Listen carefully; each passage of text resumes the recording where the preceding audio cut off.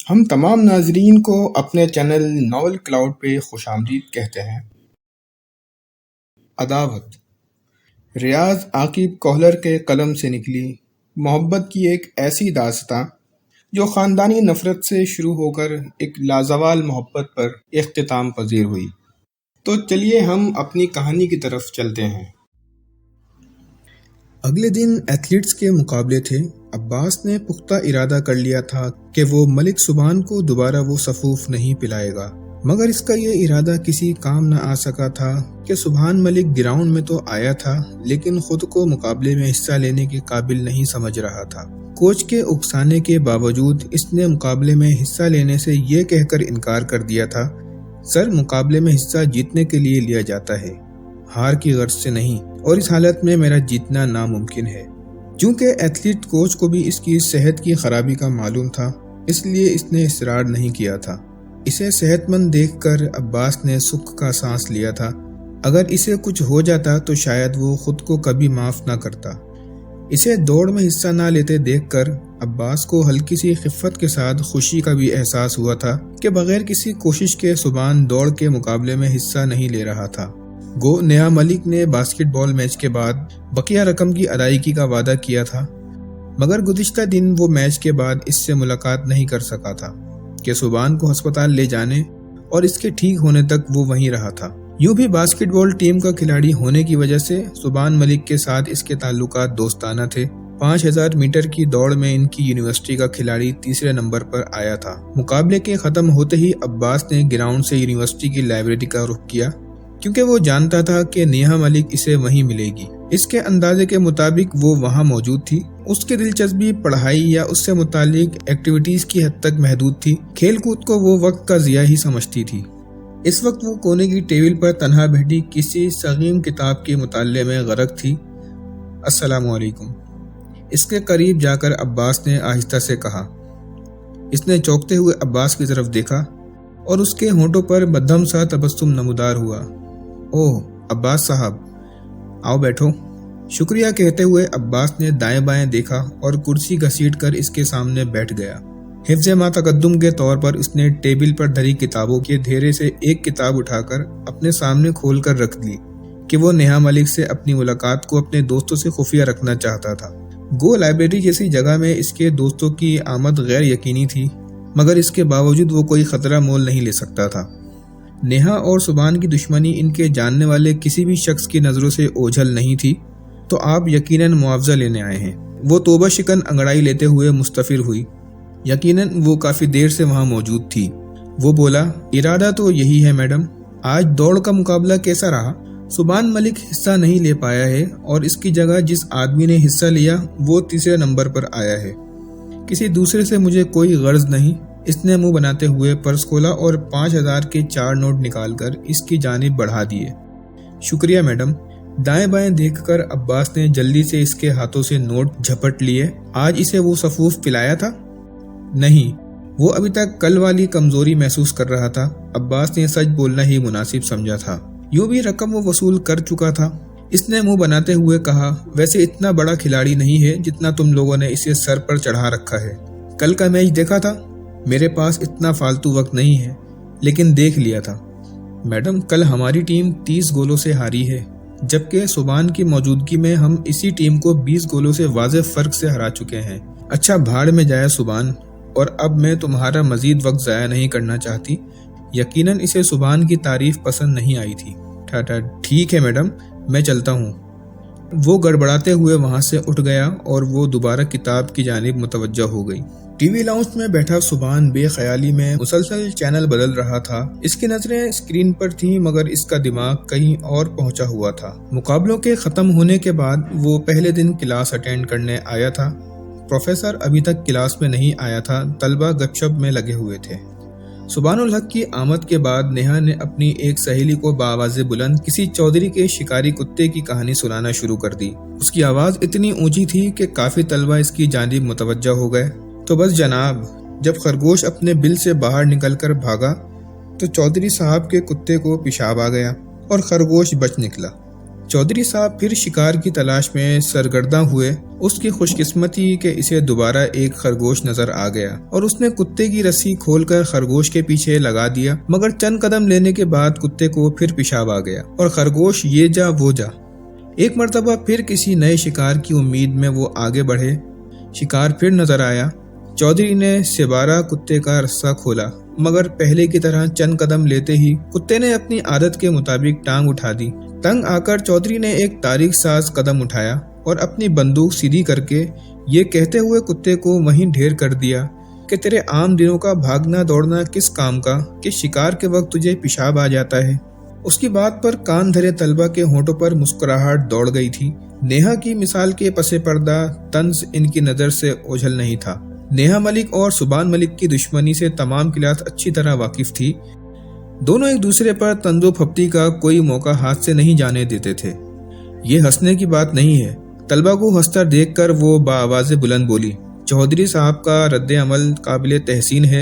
यकीन मानो मेरा बस चले तो पाकिस्तान क्रिकेट टीम के इन तमाम खिलाड़ियों को गोली से उड़ा दूं जो ऐन मैच के दिनों में अनफिट हो जाते हैं और इनकी वजह से हमें मैच हारना पड़ता है।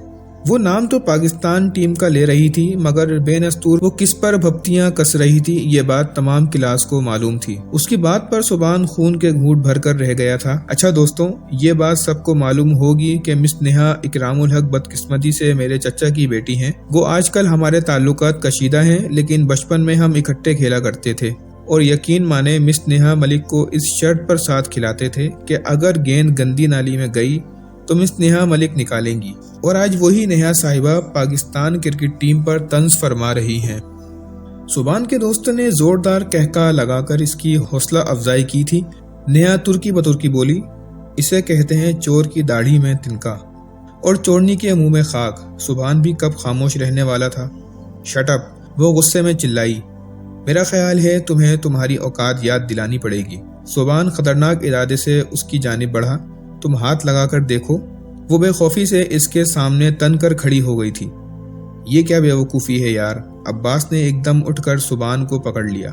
इसे बोलने की तमीज़ ही नहीं सिखाई किसी ने। तुम आए बड़ी तमीज़ वाले। वो कहाँ खामोश रहने वाली थी। ख़वातीन के साथ बात किस तरह करनी है तुम्हें सलीका ही नहीं है। तुम ख़वातीन के ज़मरे में आती कहाँ हो। आईना देखो, बंदरिया लगती हो। तुम यूसुफ सानी हो ना, मुंह ना मत्था जिन पहाड़ों लत्था। नेहा पागल मत बनो, बैठो। शुमाइला ने इसका हाथ पकड़ते हुए खींचा। क्यों बैठ जाऊं, डरती नहीं हूं इससे। ऐसों को ठीक करना मुझे अच्छी तरह आता है। तुम सिर्फ जबान दरादी जानती हो और जिस दिन मेरी बर्दाश्त जवाब दे गई तुम्हारी ये लंबी जबान काट दूंगा। वो चिल्लाई, लावारिस नहीं हूँ, प्लीज खामोश हो जाओ यार। अब्दुल्ला ने उठकर हाथ जोड़ दिए थे। सुबान ने अपनी सफाई देते हुए कहा, यार शुरुआत किसकी जानिब से हुई। इसने एवं ही सुबह सुबह बकवास शुरू कर दी। झूठ नहीं कहा। तुम इस यूनिवर्सिटी के लिए खेलते हो और इस यूनिवर्सिटी का हर तालिब इल्म अपने किसी भी खिलाड़ी पर तनकीद का हक रखता है। नेहा ने क्लास फेलोज की हमदर्दी जीतने के लिए नई चाल चली। वो तालिब इल्म खुद आकर क्यों नहीं खेलता। तुम ना खेलो, बास्केटबॉल टीम की जान छोड़ दो, खेलने वाले कई हैं। तो कहाँ खेला हूँ, मैंने तो हिस्सा ही नहीं लिया। जिसने हराया है उसे कोसो। एन मैच के वक्त मुखालिफ टीम से डर कर बैतुल खला में घुस जाने वाले को ना कोसूं तो किसे कोसूं। सारा साल तुमने किसी भी खिलाड़ी को अपनी जगह पर नहीं खेलने दिया और आखिरी दिन जगह खाली कर दी। वाह क्या कुर्बानी है। तुम सिर्फ बकवास करना जानती हो, वरना तमाम को मालूम है कि मैं बीमार हो गया था। इसे बीमारी नहीं बुज़दिली कहते हैं। डरपोक आदमी, मुकाबले के वक्त बैतुल खला ही की पनाह लेना थी। नेहा ने जहर उगला। तुम कल बुला लो वो टीम। अगर हम इनसे हार गए तो वादा करता हूँ कभी बास्केटबॉल कोर्ट में दाखिल नहीं होऊंगा। रहने दो ये डींगे अपनी किसी महबूबा के सामने मारना। नेहा ने तंजिया अंदाज में इरम को घूरा, जो इस हंगामे के दौरान खामोश बैठी कड़ी नजरों से इसे घूर रही थी। सुबान और इसके दरमियान जो कुछ चल रहा था इससे तमाम क्लास फेलोज वाकिफ थे। मैं तुम्हारी तरह बड़बोला नहीं हूँ, तुम मेरी तरह हो भी नहीं सकते। नेहा बराबर से उसे जवाब देते जा रही थी। और फर्ज किया बास्केट मैच के दौरान तुम्हारी सेहत ठीक नहीं थी, अगले दिन दौड़ के मुकाबले में हिस्सा क्यों नहीं लिया। तुम्हारे दिमाग में भूसा भरा है क्या। एक दिन में जिस्म से खारिज शुदा तवानाई बहाल हो जाती है। तवानाई का तो मुझे नहीं पता, अलबत्ता बुज़दिली की बहाली के लिए मुकाबलों का खत्म होना जरूरी होता है। इससे पहले कि सुबान इसे कोई जवाब देता, प्रोफेसर असलम क्लास रूम में दाखिल हुए और इसकी जबान को ब्रेक लग गई। अस्सलामु अलैकुम। اور معذرت میں تھوڑا لیٹ ہو گیا۔ وعلیکم السلام کہہ کر تمام کلاس اس کی جانب متوجہ ہو گئی۔ بیٹا پریشان کیوں بیٹھے ہو؟ اس کی ماں نے ٹی وی لاؤنج میں آ کر پوچھا۔ آپ کو پتہ نہیں ہے امی جان، کیا اس طرح پریشان ہونے سے مسئلہ حل ہو جائے گا؟ اور خوش ہونے سے بھی تو کچھ نہیں ملنے والا۔ اچھا میں تمہارے لیے چائے لاتی ہوں۔ اس کی ماں سے جب کوئی جواب نہ بن پڑا تو وہ باہر نکل گئی۔ ٹی وی پر کوئی بریکنگ نیوز چل رہی تھی۔ اس کی نظریں اسکرین پر تھیں مگر کوئی بات اس کی سمجھ میں نہیں آ رہی تھی۔ تھوڑی دیر بعد اس کی ماں چائے کا کپ تھامے آ گئی۔ یہ لو چائے پیو۔ چائے کا کپ اسے پکڑا کر وہ اس کے ساتھ ہی بیٹھ گئیں۔ تو پھر بات کی ابو جان نے؟ کر لیں گے بیٹا، تم فکر نہ کرو۔ فکر نہ کروں، طنزیہ انداز میں کہتے ہوئے اس نے چائے کے کپ کو منہ لگا لیا۔ ویسے بیٹا شکل و صورت کے لحاظ سے تو اچھی خاصی ہے، اس کی ماں نے محتاط لہجے میں کہا۔ زندگی گزارنے کے لیے شکل و صورت کافی نہیں ہوتی، اخلاق دیکھا جاتا ہے امی جان۔ دیکھو بیٹا، ہم بالکل بے بس ہیں۔ اکرام الحق کا خاندان ہمارے لیے جتنا بھی قابل نفرت سہی، فیصلے کا حق تو تمہارے دادا جان کے پاس ہے نا؟ کیا دادا جان کو یہ سامنے کی بات نظر نہیں آ رہی؟ میں اس منحوس کی شکل دیکھنے کا روادار نہیں، ساری زندگی کیسے گزاروں گا؟ تم بعد میں دوسری شادی کر لینا، فرخندہ نے جلدی سے مشورہ دیا۔ کب؟ اس نے منہ بنایا۔ اور دادا جان کا بھی مرنے کا کوئی ارادہ نظر نہیں آتا۔ اچھا اللہ خیر کرے گا، فرخندہ لاجواب ہو کر وہاں سے چل دی۔ چائے کا خالی کپ تپائی پر رکھ کر اس نے صوفے سے ٹیک لگا کر آنکھیں بند کر لیں۔ ماضی کے تلخ واقعات چھلانگ لگا کر اس کی آنکھوں کے سامنے جلوہ گر ہوئے۔ یار سمجھ میں نہیں آ رہا اس دن تمہیں ایک دم کیا ہو گیا تھا؟ حمزہ کے لہجے میں حیرانی تھی۔ وہ چار دوست اس وقت یونیورسٹی کی کینٹین پر بیٹھے چائے پی رہے۔ ہاں یار بس ایک دم سے پیٹ میں سخت مروڑ اٹھا، اور پھر مزید کچھ کہے بنا زبان خاموش ہو گیا تھا کہ آگے کا قصہ سب کو معلوم تھا۔ اس دن صبح ناشتے میں کیا لیا تھا؟ احمد مستفر ہوا۔ وہی جو کچھ روزانہ لیتا تھا، بلکہ اب بھی وہی کچھ لیتا ہوں، دودھ کا گلاس، ہاف فرائی انڈا اور پراٹھا۔ ویسے اس دن عباس نے بھی میچ سے پہلے دودھ کی بوتلیں پلائی تھیں۔ کامران نے انہیں یاد دلایا۔ ہاں یاد آیا، حمزہ پرجوش لہجے میں بولا۔ کیا کہہ رہا تھا؟ پروفیسر عبداللہ صاحب نے بھجوائی ہیں۔ اس میں حیران ہونے کی کیا بات ہے؟ سبحان نے منہ بنایا۔ آپ جانتے ہیں کہ سر عبداللہ کو کھیل اور کھلاڑیوں سے کتنا لگاؤ ہے، اور یقین مانو جیسے ہی اسے یہ سب معلوم ہوا وہ ہاسٹل بھاگا بھاگا پہنچا تھا۔ جیسے ہی معلوم ہوا کا کیا مطلب ہے؟ احمد نے حیرانی سے پوچھا۔ باسکٹ بال میچ دیکھنے کے لیے سب سے پہلے پہنچنے والے تماشائی وہی ہوتے ہیں۔ کیا انہیں اس وقت سبحان کی غیر موجودگی نظر نہیں آئی؟ نہیں، اس دن وہ یونیورسٹی نہیں آئے تھے، غالباً اپنی بیگم کی بیماری کا کچھ بتا رہے تھے۔ سبحان نے پروفیسر عبداللہ کی تیمارداری کے وقت کی گئی گفتگو کو ذہن میں تازہ کیا۔ احمد نے کہا، جب وہ اس دن یونیورسٹی میں موجود ہی نہیں تھے، پھر انہوں نے دودھ کی بوتلیں کیسے بھجوا دی؟ عباس کو کال کر کے بتایا ہوگا۔ سبحان نے امکانی گھوڑے دوڑائے۔ حمزہ نے لقمہ دیا۔ شاید کوچ مشتاق کو کال کر کے بتایا ہو اور اس نے عباس کو کہہ دیا ہو۔ اچھا چھوڑو یار، کیا فضول کی بحث میں پڑ گئے۔ سبحان نے جیب سے پیسے نکال کر بیرے کو اپنی جانب آنے کا اشارہ کیا۔ کال کر کے سر عبداللہ سے پوچھ لیتے ہیں۔ احمد کی سوئی اسی بات پر اٹکی ہوئی تھی۔ کیا فائدہ یار؟ سبحان نے بیزاری سے پوچھا۔ ملک صاحب، مجھے دال میں کچھ کالا نظر آ رہا ہے، احمد وسوخ سے بولا۔ ٹیم کے بہترین کھلاڑی کا پیٹ اس طرح ایک دم خراب ہو جانا، اور وہ بھی میچ سے چند لمحے پہلے؟ حیرانی کی بات ہے، مجھے اس میں سراسر مخالف ٹیم کی چال نظر آ رہی ہے۔ سبحان نے شدومت سے نفی میں سر ہلایا۔ یار بوتلیں لانے والا ہمارا اپنا ساتھی تھا، مجھے تو اطمینان کیے بغیر چین نہیں آ سکتا۔ احمد جیب سے سیل فون نکال کر کسی کا نمبر ملانے لگا۔ کسے کال کر رہے ہو؟ کامران اور حمزہ نے بیک زبان پوچھا تھا۔ احمد اطمینان سے بولا، سر عبداللہ کو۔ یار اسے پریشان نہ کرو۔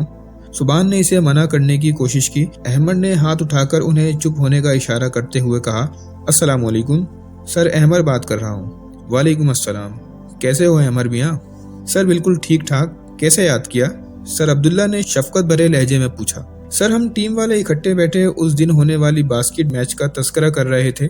باتوں کے ضمن میں یاد آیا کہ میچ سے پہلے آپ کی بھجوائی ہوئی دودھ کی ٹھنڈی بوتلیں ملی تھیں، اور ابھی تک ہم ان بوتلوں کا شکریہ بھی ادا نہیں کر پائے۔ سر پوری ٹیم آپ کی شکر گزار ہے۔ آپ تمام سے گزارش ہے کہ چینل کو سبسکرائب کریں، ویڈیو کو لائک اینڈ شیئر کریں، اور کامنٹ سیکشن میں کامنٹ کر کے بتائیں کہ آپ کو ہماری کہانی کیسی لگی۔